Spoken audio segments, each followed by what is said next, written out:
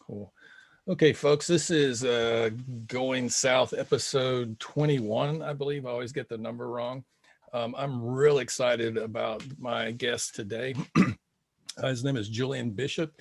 He and I met a few weeks ago, probably, I don't know, 2.5 months, I guess. Is that fair to say? Yeah, that's about, yeah. When he reached out to the Mary Turner Project in relation to some research he was doing on kind of domestic terrorism and how that gets defined both historically and in terms of contemporary situations. Julian is a veteran, retired from the United States Navy as a lieutenant commander. He has worked in Homeland Security for 2 years. He was an intel director for the Defense Finance and Accounting Service, also the intel director for the National Nuclear Security Administration at the Lawrence Livermore site. He currently teaches intelligence studies at Fayetteville State, and he's been working on a PhD that he's got on hold right now, again, about domestic terrorism. So we had a great conversation probably 6 or 7 weeks ago, and I was hoping we would get to talk again. So given the events of January the 6th, he immediately came to mind because we talked about some things that were tied to kind of those events. And so just, I feel very fortunate, number one, that we've bumped into each other at this moment in our nation's history, and really enjoyed our conversation the first time. So Julian, thank you for making time today, because I know you're like everybody, probably pretty busy. So thanks for carving out a piece of time today. Well, thank you for having me and thinking of me in this moment in time. It's quite an honor, and also thank you for the work that you've been doing with the Mary Turner Project. That's something that it's important work for that type of remembrance to continue to be made and be brought forward so that everybody can continue to learn. Yeah, absolutely. Would you mind, and I mentioned this a minute ago, would you mind telling folks kind of what your research was kind of centered around, so that'll kind of set the stage for our conversation? And it is really a conversation more than an interview. So yeah, sure. If you wouldn't mind giving folks kind of an overview of what you were looking at. Absolutely. Well, when I came to the end of my Navy career, it was always a goal of mine to continue my education and to obtain my master's degree from the Naval War College, and I wanted to continue on with my PhD work.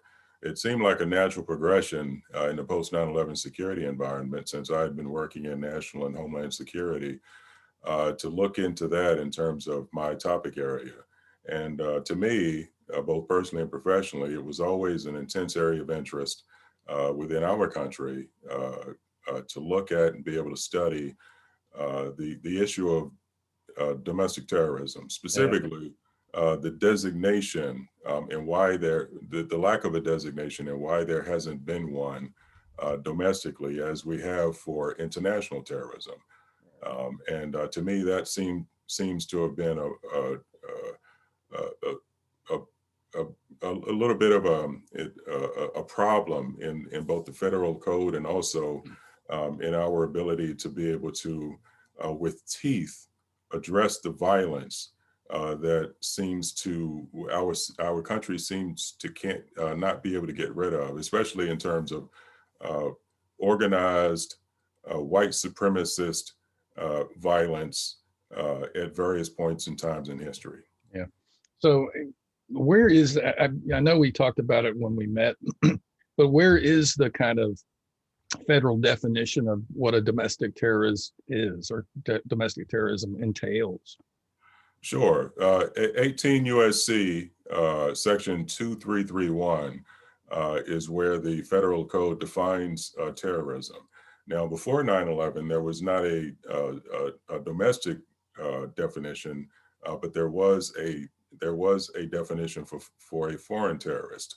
The code was changed a little bit after 9/11 so that there could be an internal definition, only to the extent that there would be foreign actors on American soil, because there was really no mechanism to pursue actors who were on American soil. The assumption was always that they would we would have to fight that fight overseas. Yeah. The issue, and this is where my research comes in, is that we still don't have a formal designation for domestic terrorists as we do for foreign terrorists. The State Department has a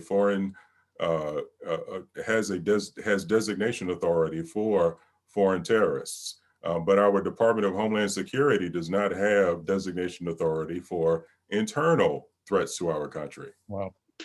Even after Oklahoma, huh? I mean, I know 9/11 is a benchmark, but I would think giving Timothy McVeigh years and years of militia activity that he was tied to, right? So it was, I'm still surprised. And you told me this the first time we talked, but given the Oklahoma City bombing, right? I would have thought that those kinds of statutes or protocol would have been defined. Absolutely, and that has been a serious oversight.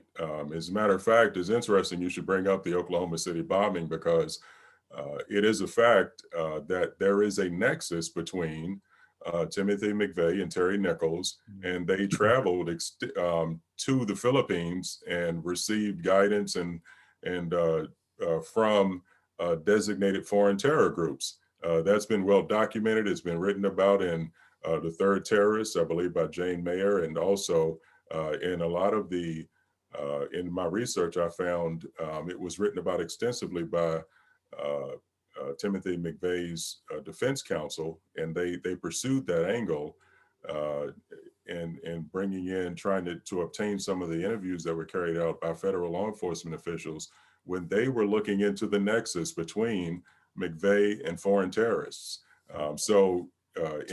It's a huge area of oversight, and in my view, in my research, my aim is to see why that remains to be continues to be the case, and to basically try and see what type of recommendations and remedies can be learned from historical accounts like Oklahoma City, the Wilmington Massacre, the Greensboro Massacre, and so forth. Well, and we're kind of stepping back in time a little bit. I mean, I just think of the activity of the Klan, that was truly, I mean, really situated and designed to instill terror, literally, right? Whether it was during the Civil Rights Movement and the bombing of the church that killed 4 little girls, or all the other kind of terrorist activity. Sorry. Do you have, I mean, I know that you haven't kind of figured out the answer to that question, but do you have any theories that you were hoping to test in terms of why that hasn't been defined by now, even though we have kind of homegrown terrorism, domestic terrorism? I've taken my research as far as being able to get the lay of the land in terms of basically 2 different levels with regard to that question, why this still hasn't been the case with regard to coming up with an internal designation. One, there seems to be a sort of an ecosystem of support for silence, and when these groups do something, they live in an ecosystem that doesn't seem able to grapple and deal with the fact that there needs to be accountability. And in my intelligence and national security background, I draw a connection between that as a dynamic that is basically an instability, and how during my Navy career, when we looked at other countries, the inability to hold organized violent actors accountable was one way we looked at other countries and identified them as having those types of significant problems. Another issue is that when there was a trend early on in the Obama administration to carve out and to begin to look at things like a designation of these groups in 2009, the Republicans in Congress stood up against it, and the Obama administration basically backed down. And they actually had a section that was charged with looking into this as a potential area, and they actually shut that down. Yeah. And up until this very day, it still hasn't been reestablished. And so that's all pre-President Trump then, right? Because for some reason, I'm thinking President Trump kind of gutted something relative to Homeland Security that might have had to do with domestic terrorism, but I might be confusing it with that. No, he did. He there was a lot that he put the brakes on in terms of, for example, there was a report that came out issued by the Department of Homeland Security right after the El Paso shooting, and in September of 2019. And in that report, they identified the issue of organized and white mob violence, and also white terrorist lone actors. And that report was actually modified and basically sanitized to not call those things out the following year. So it reflected sort of a trend in the administration to pay less attention to these things, and not give them the type of credence that they deserve. Yeah. Well, not only that, I mean, I think the rhetoric over the last 4 years kind of stoked and endorsed, a lot of that activity, and the kind of discourse that Trump used publicly over and over and over again. So we haven't seen each other talk since January the 6th. I'm assuming you witnessed that as I did on television. Like, were you surprised, shocked, or not surprised, or? I can't say that I was surprised. As has been extensively reported in the press, there has been a very transparent extremist conversation in social media and in online and in online correspondence fora in terms of what they plan to do on the specific date that it was supposed to occur, and basically nothing was done about it in terms of planning and response. And that was there's an explanation for that. I think there is there seems to be a reluctance to say what is in terms of the inadequate response, and frankly, that is part of the problem. But it was no secret. It shouldn't have been a surprise as to what was about to happen. And it followed, by the way, the classic model. Again, if I lean on my national security experience during my Navy career, when we look at these types of events in other countries, when we see the inability and the reluctance of those in power in these other countries to give up power and transition peacefully, they follow the script that was being followed by the previous administration. Well, that, and I just think about the choice of days was so strategic, right? It wasn't accidental that it was going to be on the day folks were counting electoral votes, and yeah. So, I mean, what have you thought about the response since then, both by the Democrats and the Republicans? Do you consider it an insurrection, or was it sedition? How do you see it? One of the features in my view, and I really try and approach this intellectually in our democracy, is that it's been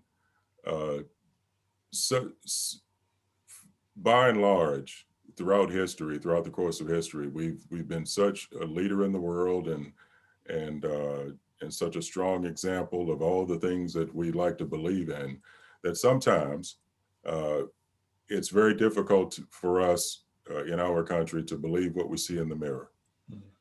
And I look at the response of both the Democrat and Republican leadership, and it seems like there's just an inability that comes from a place. It may be a different place for some people, to really believe that what almost happened actually almost happened.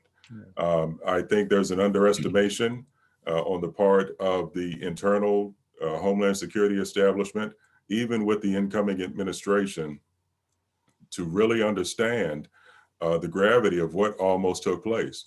I think on the Republican side, I think there's an inability that may come from a different place, a different area of reluctance to acknowledge and do something about that element within itself that allows a violent attack of the executive onto the legislative branch. It can't get any more constitutional than that. And any more, that's exactly what happened. And when I listen to people talk, some of the leaders, and you hear words like moving on and unified and that sort of thing. You can't do those things without justice. You can't do those things without accountability. It's just not going to work. Yeah. And we'll be right back in the same place again at some point. Yeah, our local mayor literally said we just needed to put the blinders on, put our head down and move forward. And he actually called for Biden to pardon Trump's first impeachment, not to mention that he would get impeached a second time. Again, I think the response has shown the divide in the country really well. But I'm curious as to why you think, back to that question of why we can't see ourselves when we look in the mirror. It seems to me that both the Democratic Party and the Republican Party suffer from American exceptionalism, but in different ways. Sure. I kept hearing kind of liberal Democrats, say that this isn't who we are, but maybe it is, or at least a large portion of the population. Sure. I mean, do you think that gets in the way that many citizens in our country think that somehow we're unlike other societies and aren't susceptible to the same kinds of forces and processes that other societies have kind of gone through? I do believe that is the case. I think we as Americans, at the national level, I think we do. We have sort of a condition of not being able to see ourselves the way we really are. I mean, I had a recent experience in the grocery store here. I won't call the name of the grocery store, but I went through the line and the young lady who couldn't have been older than her late 20s. She asked me if I wanted my senior discount. I came home and told my wife, I said, I didn't know I looked that old, but I mean, but it's just good to be self-aware. It's sometimes it could be kind of an self-educational experience. But I think as Americans, we often don't see ourselves the way we are at the national level. I also think at another level, and I think this to some extent feeds that national tendency.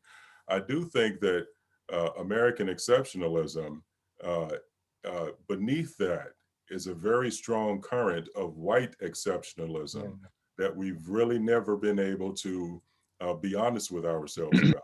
And as the scholar Eddie Glaude has been saying very recently, that's just something we're going to have to figure out and grapple with and get right. Or we'll find ourselves right back in this moment. We have to be able to see ourselves and so that we can see what really took place, like the moments of January 6th. Yeah. I don't know if you feel this way, so I'm curious what you'll think, because I've had a number, I get kind of labeled a cynic or negative when I try to, and again, I don't initiate conversations about American politics with folks, but I've had a lot of kind of white liberals ask me over the years questions, and I generally pause and say, is there an answer you're looking for, or do you really want to know what I think, right? But yeah, facing that, the reality that a large portion of white America, let me put it this way, what I'm deeply concerned about is that I believe, especially having lived in the South, but also 5 other states and multiple cities across the country, it seems to me there is a large portion of white America that feels cheated. And I think there's some reasons why they feel that way. I don't think we are in any sense of the word, but, and I think they would rather burn the country to the ground than actually live in a democracy where they share power. Is that, and I'm not trying to be hyperbolic about that. Like, is that unfair or too critical? I wouldn't say that it is, Mark, and I think you know that type of reflection, it's part of what has to be done in order to grapple with these very hard truths that we talk about. In my research, one of the things that, to take your point about people who would rather see what we have come down rather than build it with someone else. Again, to link that back to my career work, and now my research, applying that to what our country is going through, it is an element of instability, of extreme instability, when you have a group that is unwilling to take that additional step and to be able to use uh, violence and violent ideology in order to maintain and hold power. That's a very serious problem. People who are willing to just bring it all down rather than be in it with someone else. Yeah. That's something that, and if there is an opportunity in the Department of Homeland Security to begin to look at the very serious reality of domestic extremism, we have to be able to apply the same templates that in the national security realm we've looked at with in terms of other countries. Yeah. It is ironic. I've got two things. Let me write them down because I'll forget about them. In 2000, I don't know if I told you this the first time we chatted. In 2008, prior to the election of Barack Obama, my mom always wanted to meet Jimmy Carter. So we went to Plains, Georgia, went to his Sunday school class. Rosalind Carter and the founder of Habitat Humanity were sitting behind me. I can't remember the gentleman's name now. And President Carter got up and spoke about it was right before November in 08. So it was in late summer, early fall. And you probably know the Carter Center monitors elections all over the globe. And he spoke a little bit about the 2000 election, but what President Carter went on to say is that the American electoral process at the national level doesn't meet the Carter criteria for democratic elections. And I'm still stuck on having a living president make that claim. And I thought it kind of gets to your point that we have this tendency to be able to see some famous British person said, in order to know Britain, you have to leave Britain. That there's all these things, processes that unfold in other countries around coups and shifts of power that aren't democratic, that we actually kind of participate in ourselves, but we don't seem to be able to see them. But back to the destruction question, and whether we have a large number of, in the last polls I've seen, somewhere between 40 and 50% of Republicans feel like the election was stolen and are sympathetic to what happened, or empathetic to what happened on January the 6th. But I was looking for, doing some research today, and the reason I'm convinced of that is a couple of things. One's kind of a micro level example. In many of the surrounding counties that I grew up in, but I remember the one in Cook County, even the public swimming pools were segregated. And there was a fight to desegregate them that involved the federal government, the DOJ, right? And guess what white Southerners' response was to the federal desegregation of swimming pools? I would probably guess shut it down. They filled them with dirt. Oh, okay. Wow. They covered them. So they would rather deny their children in the hot ass summer in South Georgia the right to swim than have them swim with Black children. So the other, I think there's such a large portion of us white folk who, the idea that we can talk about sharing power, but the actual living of that and sharing opportunity and sharing justice, equal justice, right? I think for many of us, it poses an existential threat, because if we're not superior to all these other people, we wouldn't know who we are. you know. But the other historical example that makes me think that we would rather destroy the country than actually be democratic and live the values in the founding documents is just the Civil War. The willingness, because of an election, the results of an election and the implications of that election, because Lincoln was not an abolitionist, right? But just the sheer threat to the largest form of property, which was enslaved humans in the Deep South, about 4 million folks, that Southerners committed treason, you know, and left the Union. And not that they couldn't get along with, they couldn't get along with one another as Confederate states, but in some ways, I just wonder if this is the new Confederacy. You know, and do you know William Barber's work, the Reverend that does Poor People's the Moral Mondays? He's in North Carolina, actually. Yes, I mean, he was on Democracy Now! A couple of days ago. Yeah, I heard a talk with him in Cornell West recently, and I loved how he put it, because he talked about this as the new Reconstruction, right? That like the first Reconstruction, when folks of color get political power or poor people get political power, it threatens the oligarchs, and it also threatens white supremacy. And so what this is all about, because it seems to me that, and I'm gonna shut up after this, I promise, but I'm just wondering what you think of all this stuff. Yeah, let me just stop because I'm talking too much. But no, your points are spot on, Mark, and I couldn't agree more. And I really like your analogy about with the swimming pool. It reminded me, as you were saying that, of a feature in the South. I grew up in North Carolina, and the sad history is that a lot of high schools in and around the counties, I grew up in Nash County, were closed rather than integrated. And that's what spawned a lot of the private all-white schools. Yeah, same thing here. Yeah, and that's something that a lot of people don't like to talk about. Yeah. And it's kind of glossed over. And I like you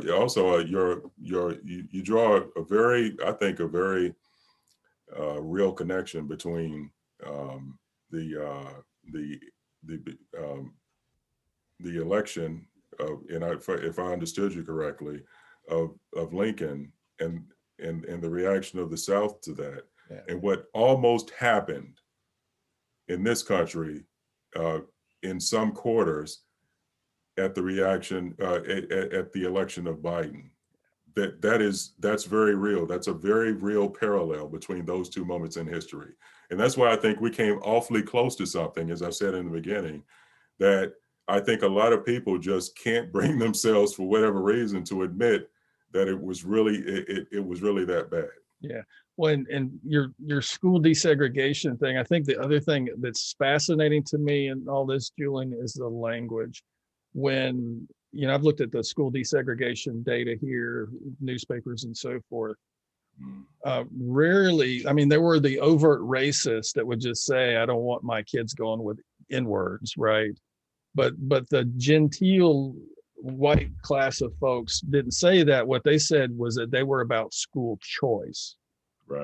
Right.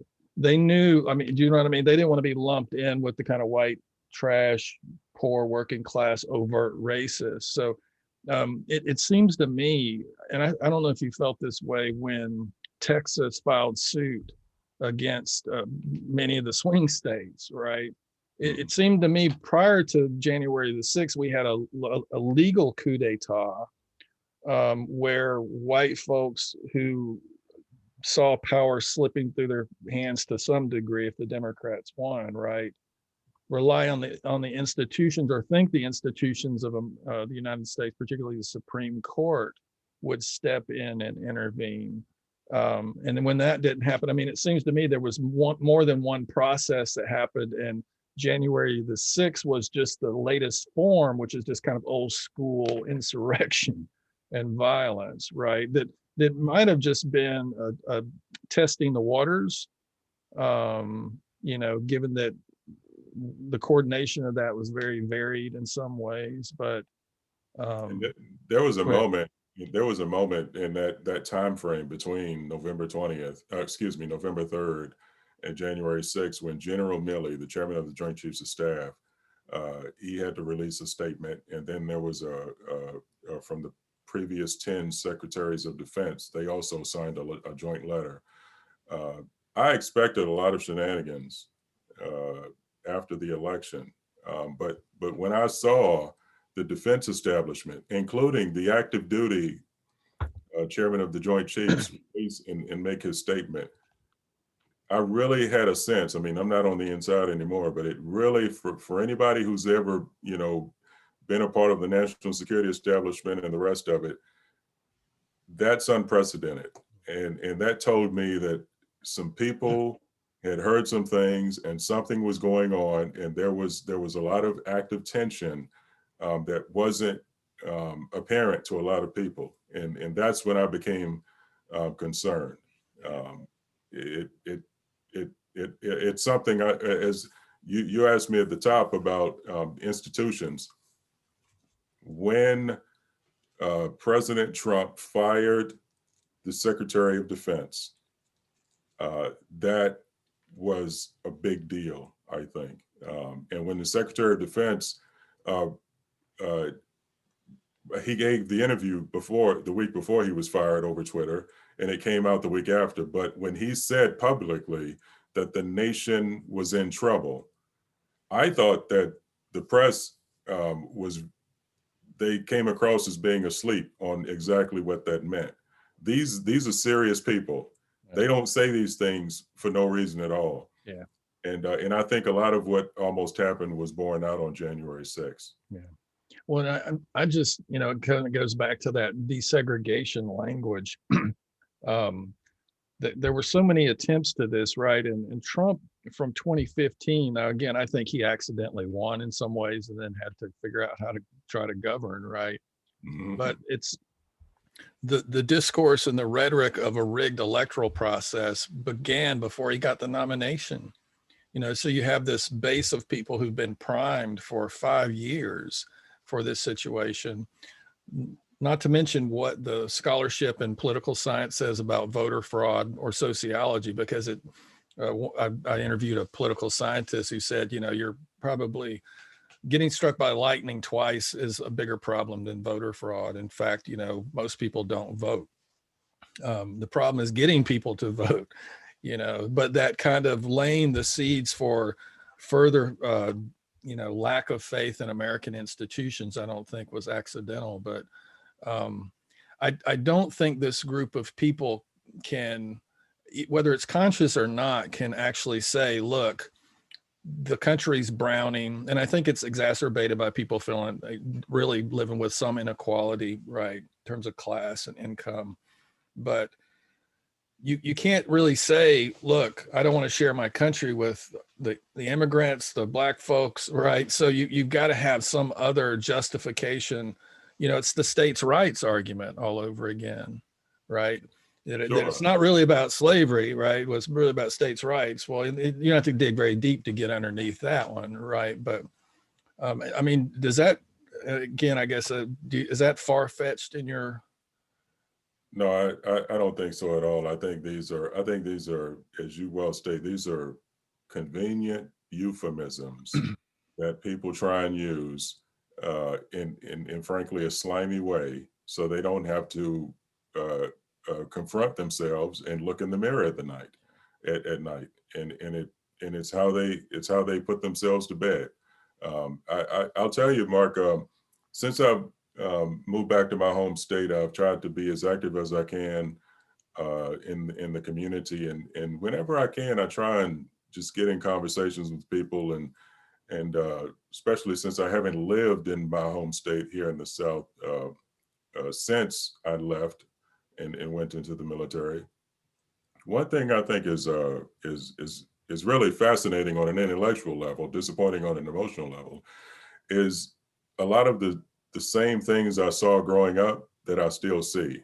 And I'll tell you about I would just give you an example of that. I've been to a lot of public meetings, and I went to one back in 2019. And I stood up and asked a question to the people in the room. I said, is there anyone here prepared to say that the South was wrong and that North Carolina was wrong to secede from, because we were talking about a lot of different things, issues here in Fayetteville, and the slave market, and the Civil War Museum, and the rest of it. And it occurred to me that there just seemed to be a feeling in the room from some of our, and I have to put these words in quotes, from our progressive allies, Southern progressive allies in our own Democratic Party, that there seemed to be a reluctance to just say that, at least that much. Yeah. And the reason why I bring that up is because I think that's part of what is, shows what you just said. A lot of these people, at the end of the day, they don't want to give up being white. Yeah. They might be registered Democrats. Yeah. And just like James Baldwin said, the only way you can continue to be white is if you make sure that my status as a Black person is beneath that. That's where you derive your whiteness from. Yeah. We have to get to a point where we're just all Americans, and that's a real thing. Yeah. But I have found it interesting that in my public discourse, when I've had a chance to do that, I really can't find very many people to say those two, even white Democrats, that the South was wrong and that North Carolina was wrong to secede. Can I take that a little further? Because I think it's something that doesn't get talked about enough. Not only should we be glad we should celebrate that the South lost. We should celebrate the emancipation of 4 million people. Now, we should also deal with debt peonage and neo-slavery that lasted once people were emancipated up to the Second World War. We should also deal with lynching. We should also deal with Jim Crow, all the way up to the 70s, right? 80s, not to mention voter fraud and, mass incarceration and so many other things, right? But I think you're right. The fact that the vast majority of white folks, be they Democrat, Republican, conservative, or liberal, that we tolerate any of this Confederate stuff is telling to me. It reveals where we are spiritually and psychologically in many ways, and the fact that we're not so thankful that we lost. And I guess this to me is why one of the reasons we're in the trouble we're in. Our country, I've always wanted to write a paper that distinguished consolation versus reconciliation, because what I think we've had in our country is forced consolation because of social movements. We really have never had a reconciliation process, right? Whether it's, we had to have a war that kind of inadvertently ended chattel slavery. We had a glimmer of hope during Reconstruction for, civic engagement and civil rights that's dismantled again with the help of the Union. But we've never come to terms with who we are, and we expect people to just move on. We expect people to get over it. We expect people not to bring up the past, and most of us don't even know what our past is, whether it's how our communities got created, what happened here, who was erased.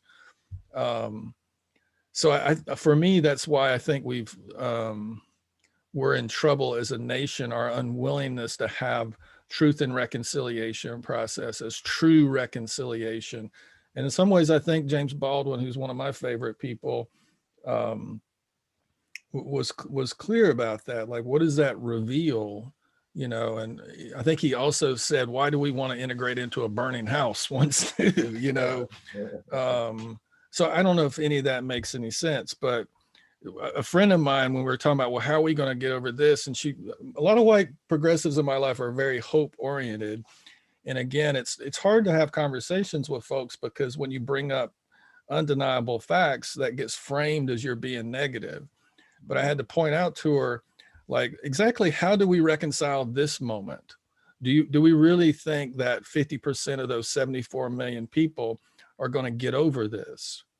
You know, hell, Southerners ain't got over the Civil War that occurred 2 generations before most of us are alive. People are still pissed off about something, you know, that happened 2 generations ago. So I don't know if I'm making any sense or not, but no, you are, and I think, to your point, one of the reasons why I don't think it's being negative, about being honest about the fact that uh, a version of the same ecosystem yeah, has continued to exist. It and that's a problem. You see evidence of that.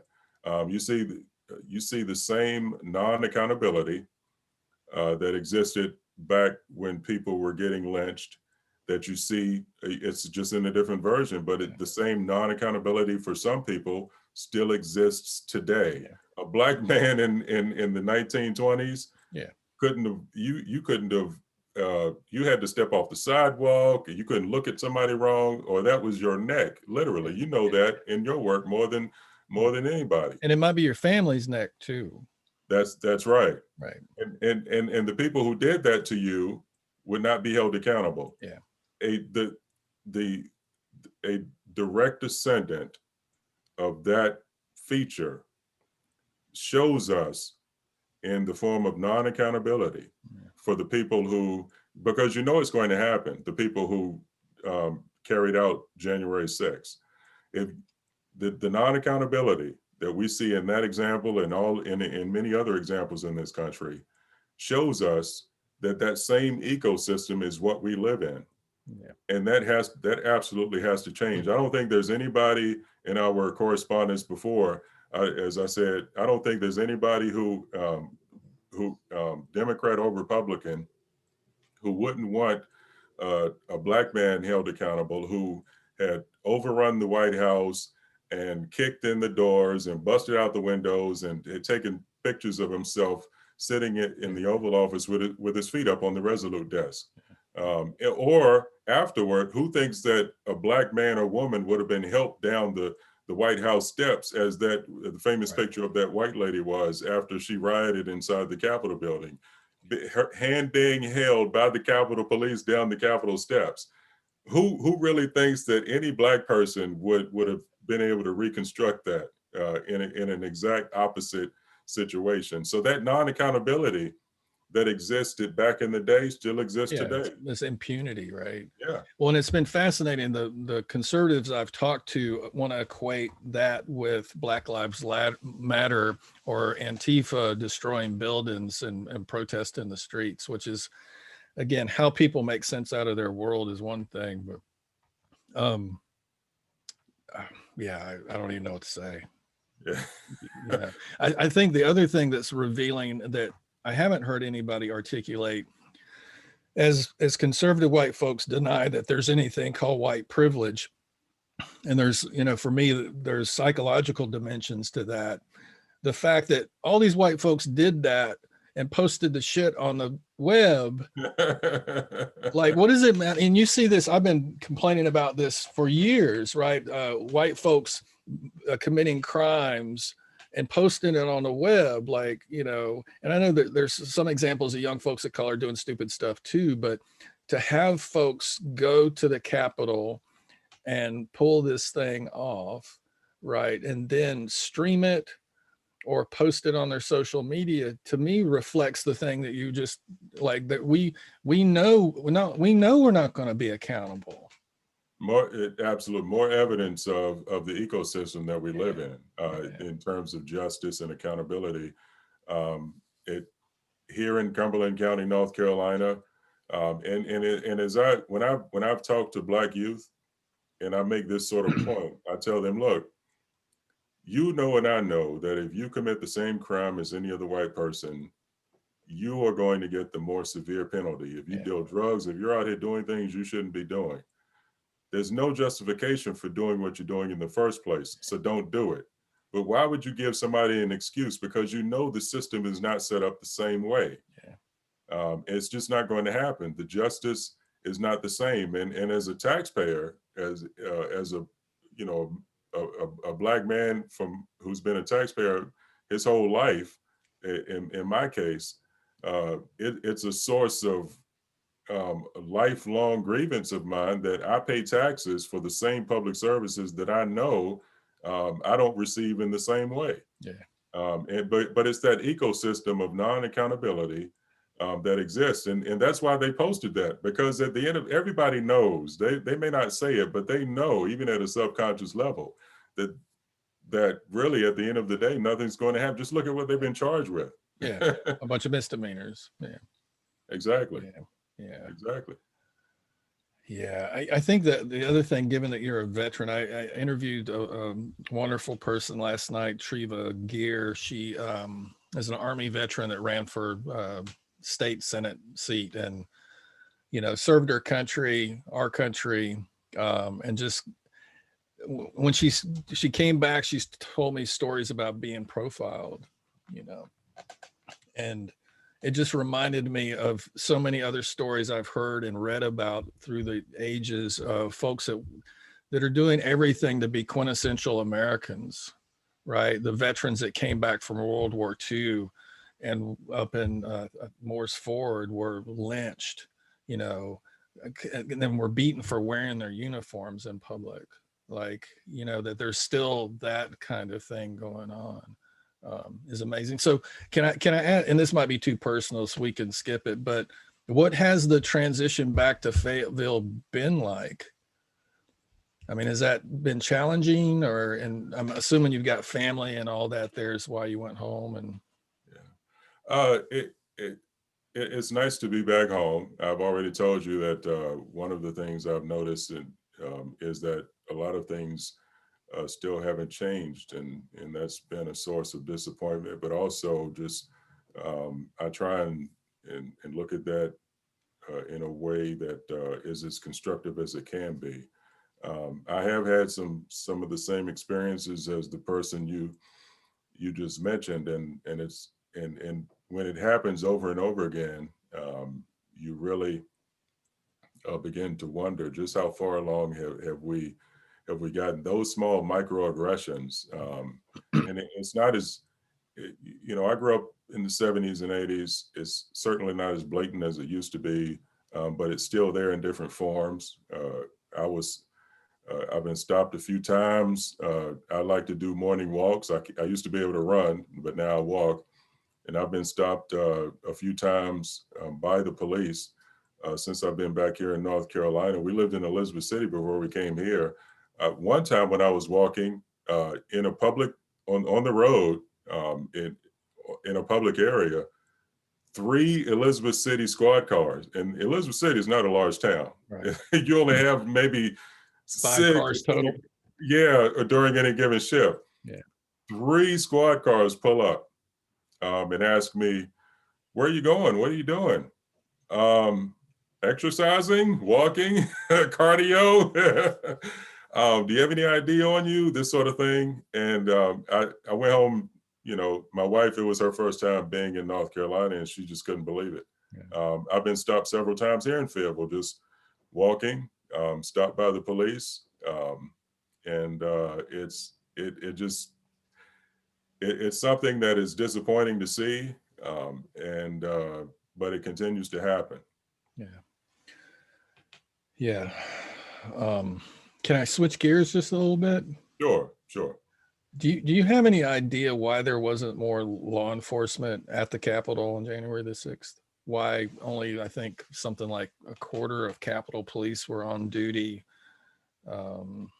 given that folks knew that this was possible? Well, only going on what's publicly available. It appears that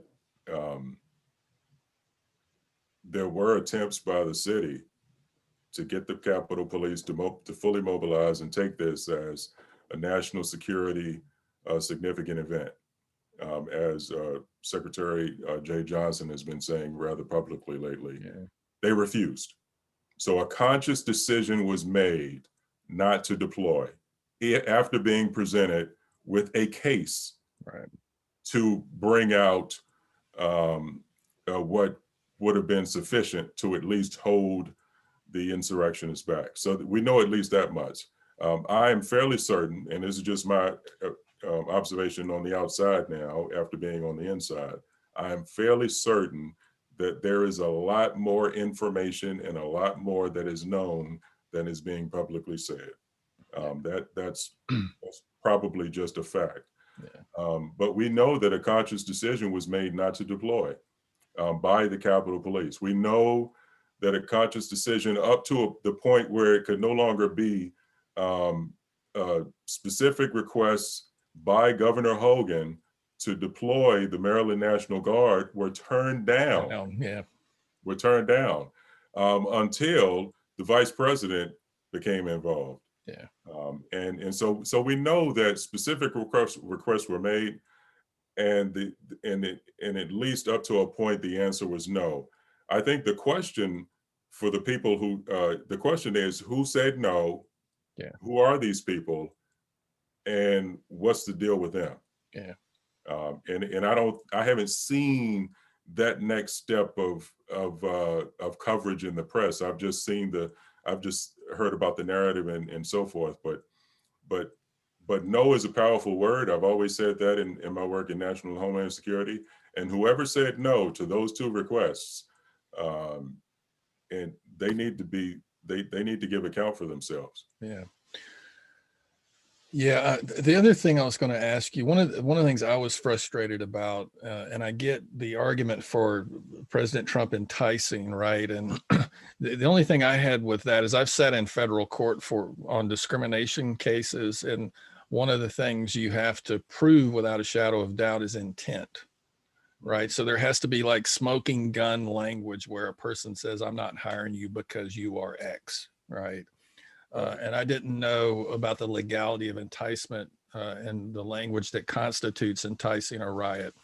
But at the same time, what seems to be undeniable is that President Trump, as the Capitol was under siege, was well aware of it, was well aware that elected officials were in peril, including his most loyal sycophant, Vice President Mike Pence.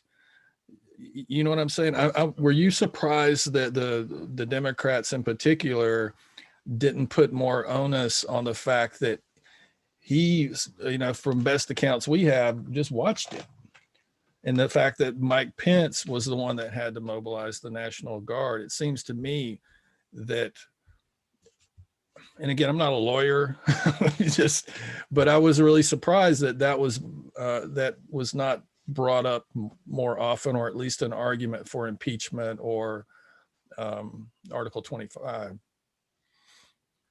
I think it's interesting that in our country, and it seems to be the higher up you are, the harder, at least it's said in some circles, and it's certainly projected this way in the media at times, the harder it is to make a case against someone for a particular thing.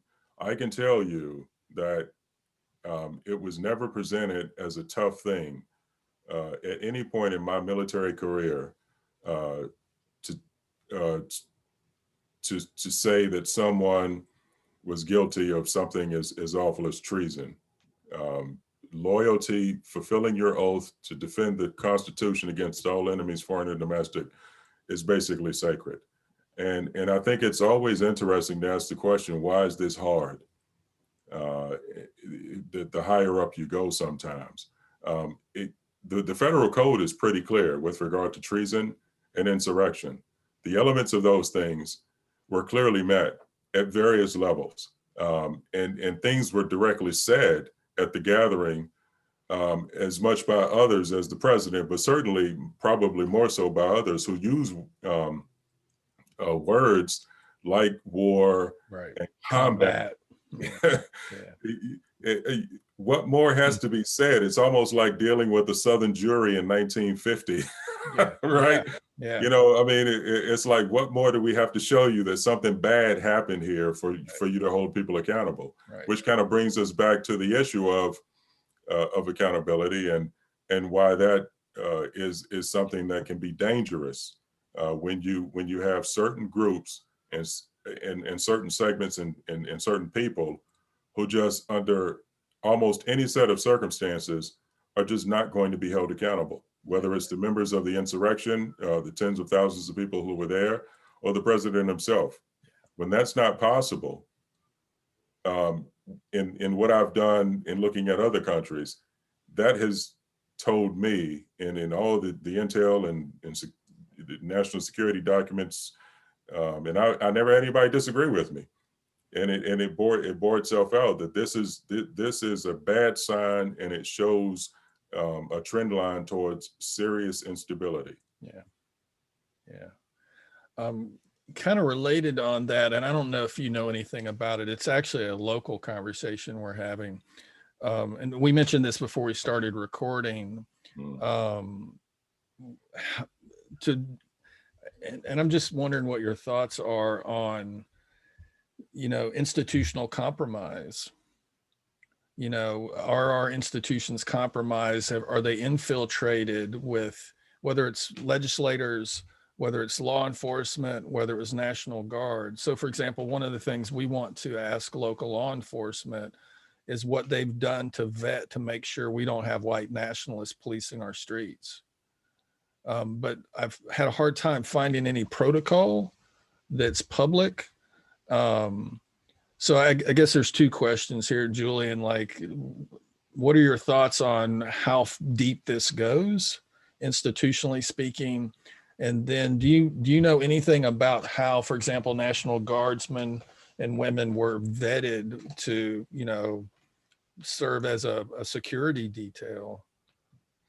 If I could take your question in two parts, in terms of institutional compromise, at the local and state level, I think absolutely. There's clear evidence that that's the case. All you have to look at, is look at things like the now publicly available unredacted FBI report from as far back as 2006, which even then said that there was a specific attempt being made by white supremacist groups to infiltrate police departments and the nation's military, to both affect a racist purpose and also obtain training. Yeah. That is a fact. And I think it's interesting as a side note that the Republicans fought to have that report not released unredacted, but it made it out anyway, which was a good thing. It is unredacted? It is unredacted, publicly available and unredacted. And it basically says that these things were going to happen and that these attempts were being made. Only at the publicly available level, even if only you go with that, you know that that this has already happened, that there has been a compromise at the local and state level. You also know that at the if you look at the military in terms of the federal level, you know that there have been a lot of problems with white supremacists being in military organizations. I think there was a very good ProPublica documentary done last summer that came out, and it basically showed active duty and reserve military members who were at Charlottesville. And this gentleman, I can't remember his name, but he actually got in touch with these military commands. And in some of these instances, it was news to them. They just didn't know. And it was through his reporting. And he said, "What are you going to do?" Yeah. And they just kind of hemmed and hawed about it. So we know that this has happened. In terms of vetting, I don't think enough is being done. I don't think enough is being done. For people who have positions in terms of at the federal level, in terms of people who are charged with protecting the national security and homeland security, and you have to take an oath to protect the country against foreign and domestic enemies. How can you take that oath and be taken seriously with that if you have sympathies to people who are involved in white supremacist violence? Yeah. That's just not possible. And there are a lot of publicly available documents that show that there has been a lot of compromise at the federal, state, and local level. That's just a fact. And we need to be willing to deal with that. Yeah. Well, figure out who these people are and go after them. Yeah. Can I ask you a counterterrorism question then? Sure. Because, one of the things that I think has muddied this both for the public, and it's been a strategy to deflect responsibilities. The thing we talked about earlier is that you have all these lawmakers that were empathetic and sympathetic, evidently, to this crowd of people. Some might have even colluded and given tours of the Capitol building, right, amidst a pandemic. But when you have them saying that they're doing this because of voter integrity, you know what I mean? They have patriot, and these are the language and the discourse is amazing me, right? Words are so powerful that these are just good patriots that were worried about the integrity of our voting system. Like, you know what I mean? How do you counter that language and discourse? It kind of goes back to, we know that if they can't really say what's going on, because then you're showing your hand. Does that make any sense, Julian? It does, and it does become, and it can be difficult to, because people, like you said, will try and deflect responsibility for the things that, and just having, they just don't want the stink on them. Yeah. They would do whatever they have to. I have to say though, that I'm amazed at how our Democratic friends, how they seem not to be able to grab the low-hanging fruit. When you have a newly elected member of the House of Representatives in publicly endorsing the idea that quote, a bullet to the head of Nancy Pelosi is a good thing. Yeah. Why it would be hard for them to go after that as an issue and get this lady out of the United States Congress, that to me is a problem. Yeah. It doesn't get any easier than that. When you have one of the congressmen here in North Carolina who took Mark Meadows' seat, who at the rally before the January 6th insurrection gave a speech, and before that, he said that it's okay to call your representative and issue a threat. Yeah. Yeah. That to me is low-hanging fruit to deal with these people, and the fact that that's hard says a whole lot. That you can't get those people dealt with and out of. You know, as recently as last week, I saw in the news report that until they finally stopped, I can't remember the representative's name, but he was walking around the detector, and the Capitol Police were so intimidated that they weren't stopping him even after January 6th. Right. And then finally one said, look, no, I'm not letting you by under any circumstances. And he made him go disarm himself. The fact that we had January 6th and they're still letting Congress people go onto the House floor armed because they're intimidated. You're the Capitol Police. So that to me is the low-hanging fruit. And what does that say? What does that say about the Democrats? Well, you know, it doesn't say much. And I think it reveals something that's going on there that, again, the Democrats need to be more self-aware about.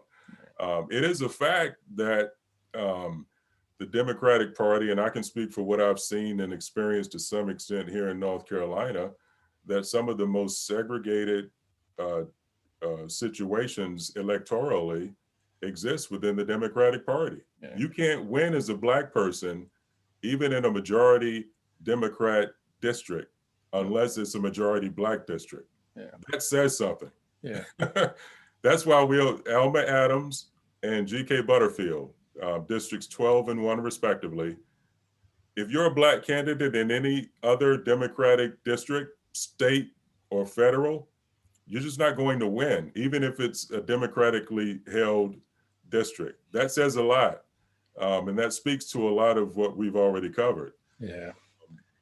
We just have to do something about that and be self-aware and realize that, you know, I mean, I'm not a cynical person by nature. I like to think of myself as careful. Yeah. But when you have, and you know, I'm sure she's done good work in her career, But Senator Feinstein hugging Lindsey Graham at the end of those hearings, someone needs to tell this lady that, you know what, he's not your friend, but that's a problem. And that's what's going on with the Democratic Party right now. We won't even talk about Lindsey Graham if that's okay. Yeah, I all of that just reminds me of Malcolm X's and Martin Luther King's analysis of moderates and white liberals. And not that I'm a historian by any stretch of the imagination, but the Union made peace with the Confederacy and undermined the political power of newly emancipated Black folks here. And I think that's, if anything terrifies me, and just again, tell me please if I'm being paranoid, is that, and I've been telling white liberals this prior to President Trump's election, that he wasn't going away, win, lose, or draw. He had already, stoked enough institutional doubt that he's doing major social damage to the society by his kind of inflammatory rhetoric. And I said this to somebody last night.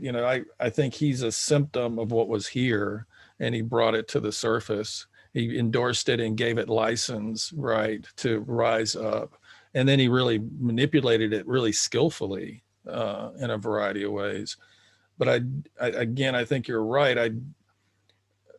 My white liberal friends were shocked and awed when he won, and traumatized, and we're almost again traumatized this time because it was even close. They were all convinced it's going to be a landslide, which tells me that they're not moving in the same reality other people are moving in. It definitely reflects a grasp of a different place. Yeah. That we all live in these separate boxes. At least a lot of us do, enough to where it's a real problem, and that has to be a part of the solution. And we have to be honest and upfront with ourselves about those dual realities that we often live in. Yeah. Well, and what I keep encountering, and I'm terrified at times, no doubt, but white liberals, when we've done kind of racial justice work, oftentimes don't want to upset anybody. Like I'm talking low cost activism. I'm talking about challenging a radio station, a newspaper, a school system, right? That's not going to retaliate with potential physical harm, right? Might hurt your reputation or all that. And I guess that's the thing that concerns me, is that folks have lived these politically segregated lives. They're not up close to white working class folks because they're white collar middle class living somewhere else. And if things were to deteriorate further, I don't think they'll rise to the occasion. I guess that's, and that might be too unfair, but it troubles me deeply. Yeah. When you look at the progression of and especially now that I'm back, the progression of the economy and society in the places where I grew up in my home state here in North Carolina. And I see all these parallels that are still running much the same as they were in the 70s and 80s. I think one of the reasons why those things continue to exist is because I do believe that a lot of people who consider themselves to be good people, I don't take that away from them. Yeah, but the alt-right thinks they're good people too, right? And they also think God is on their side too, right? But I do think part of the problem is, and absolutely, I think part of the problem is what you just pointed out, that these people within the ecosystem that we live in, yeah, at the end of the day, when we come upon those crossroads, are not really prepared to do what has to be done, even the low cost stuff. Yeah. And that's why we still find ourselves in these same places over and over again. It's a difficult thing to have to grapple with. Yeah, and William Barber, he likes in his fusion politics and his fusion effort to bring people together.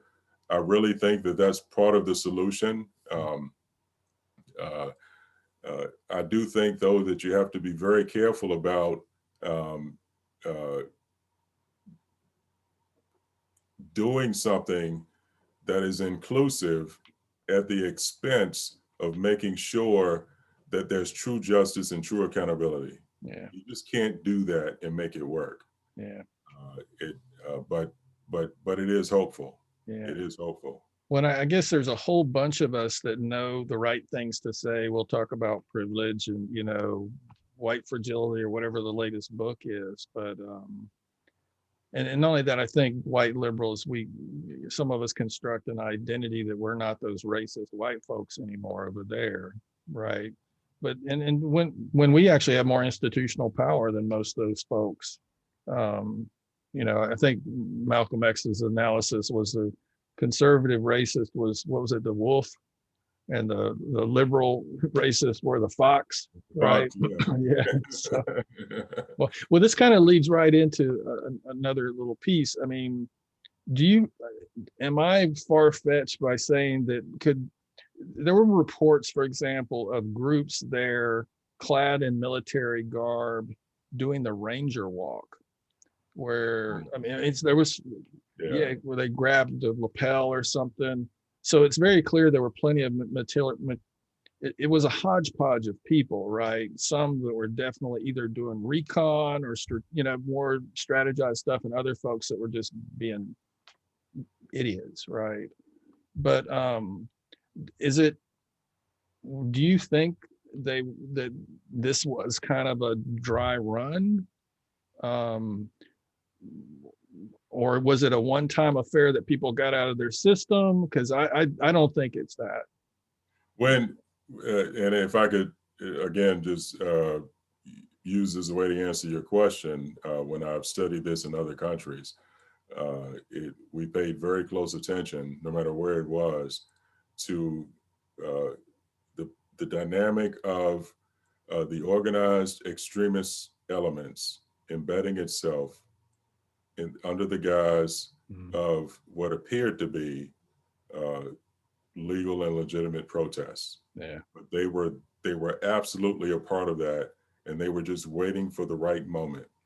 And so my trained national security third ear, when I hear and read about those instances that you just pointed out, the level of organization that seemed apparent, even in the pictures, let alone, and we're not even talking about, as I said before, what I'm sure is information that is available at a higher level of classification than being the general public. Yeah.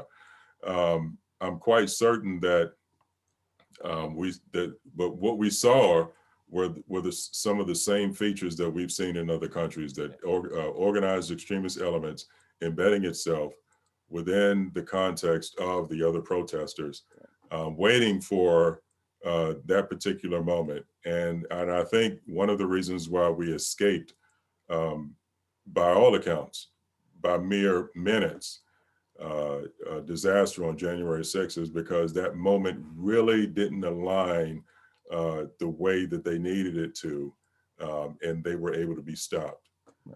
And that's why I think the exodus from the Capitol building and letting all those people leave, I think that that was a serious mistake. That was a serious mistake. Yeah.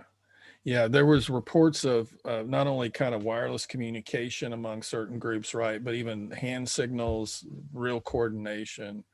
And let me ask you this, because we talked about institutional compromise. I mean, are you confident the intelligence community, including the FBI, will, because we talked about impunity too, right?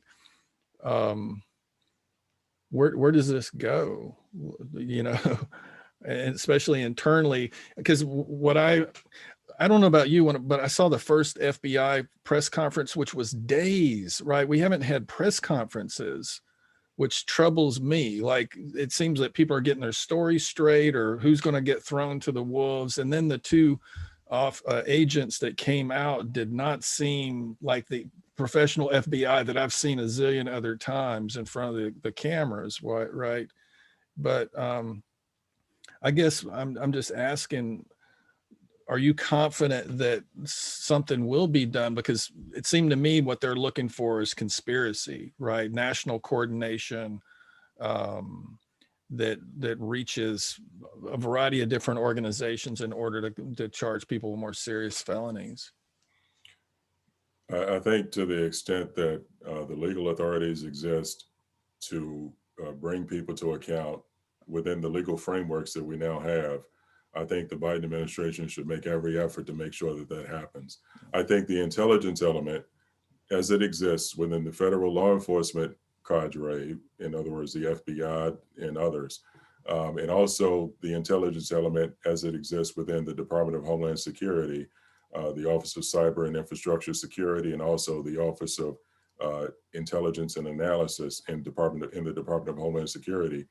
They need to use this as a moment of opportunity to, if they find that they can't hold people to account the way that they need to be, they need to go out under this administration and get those legal authorities that will enable them the next time this happens, because it will happen again. That's one thing we've learned from history. These people aren't going away. Yeah. So we need to make sure that we have the legal authorities in place. We need to bring back the domestic extremist branch in the Office of Intelligence and Analysis that was shut down under the Obama administration. We need to make sure that there are real penalties and that there's a designation for domestic terrorist groups. I've heard the argument, and I've heard people make this suggestion since January 6th, but I've also heard the argument, in my view, unfortunately, from the left, that, oh, well, if we do that, then that same designation can be used for left groups, Progressive causes. Right, used against us. And I think that I think that's a very cynical view of it. I think there's a way to craft this so that if you are an organized extremist element and you do not believe in the basic guidelines of the United States Constitution, and you believe in some sort of racial or social dominance of one group over another, I think that learned people can figure this out. But we just can't keep moving forward without the ability to go after extremist elements. You just can't do it, because it's going to happen again. That seems like a good place to wrap it up, I guess. Yeah. I don't really know. I've had you for a long time, and Julian, I really appreciate your insight on this. So I appreciate you making time. Is there anything that you wanted to talk about that we didn't touch on, or? Well, first of all, I appreciate the opportunity. It's my pleasure. It really is. I think we covered great ground, and I again thank you for your work and everything. Likewise. Yeah. Likewise. Oh, and can I borrow you again down the road? As this, because things are kind of moving quickly. It'd be kind of cool to check in, a few months from now and maybe do this again and see where we are then. Absolutely. Okay. Well, I'm going to stop the recording. We can call it quits. But thank you again.